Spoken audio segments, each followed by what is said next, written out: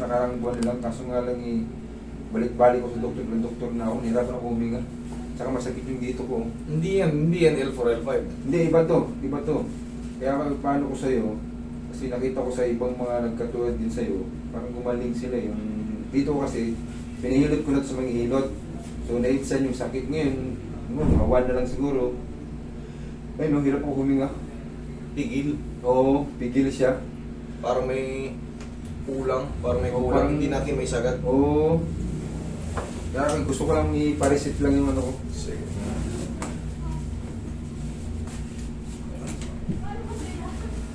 Wala na ba?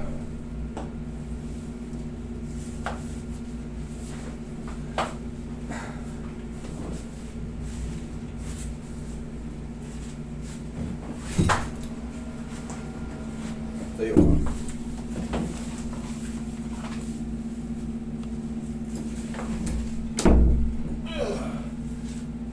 Ikaw pa tagilid sa kabilang side.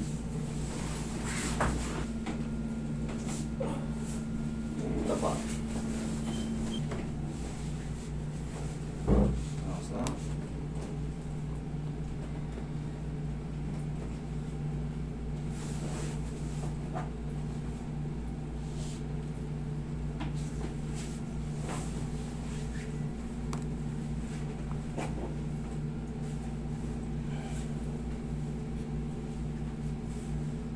Uy.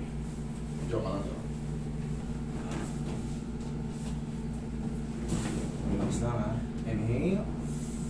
Exhale. Diyan ka lang muna. Huwag ka tayo. Reflexer. Umabara siya, kumbaga, umaano siya rito, umiipit Yung dito. diaphragm nga daw. Oo, umiipit yan. Pero, subukan mo magluya. Pagpakulo ka ng luya. Anong gawin? Ano ko? Luya. Pakulo ka ng luya parang sa labat, tapos Oo. bumili ka ng honey. Yan lang sa umaga. Parang bago kumain. Kahit walang kain kasi yung luya naman is safe. Ano yan, may sariling antibiotic yan. Kinakain nga natin ang fresh yan eh. Safe yan, upo ka.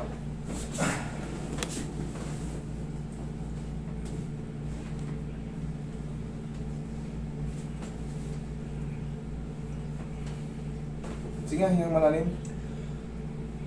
Oh. Kaya ng sagad. Oo, di ba? Ito nung matagal ko lang tinuro sa inyo ito pag breathing ang problema nyo. Kaliwa. Tingnan nyo, oh. In front to, kumbaga. Actual adjustment. Oh. Tandaan nyo, pag nahihirapan kayo huminga, siyempre, dito pala meron, sorry.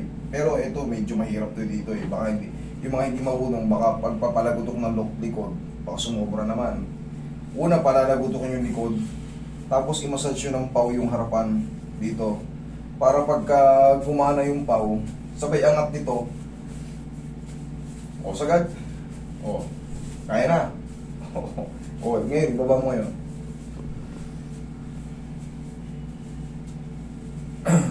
Okay? Tandaan mo pag nagkakaroon ng mga ganyan, angat nyo, tapos saplusan nyo ng pau yung ano nyo. Ano na, huli na yung sagot niya. Ano niya, yung tawag ko to? Yung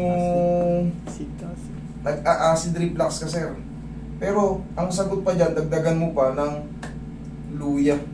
Hindi gumagana rin yung gamot, di sa luya tayo. Parang dumighay ka ng malakas. Lagyan mo ng honey, yung original na honey, para hindi rin kayo magkasakit kasi may peking honey. May hinahalo sila kung ano-ano eh. Yun ang gagawin yung parang tsaa-tsaa. Pag idinighay nyo ng todo yun, sabay utot. Pero, the best technique, pag nagkakaroon ng pagpigil sa inyo, tapos parang may sumasakit sa puso nyo, parang may puwipitik na, hindi nyo mawari. Base yan sa akin, personal experience. Inangat ko lang yan. Ayan, kahit nga, no? Go.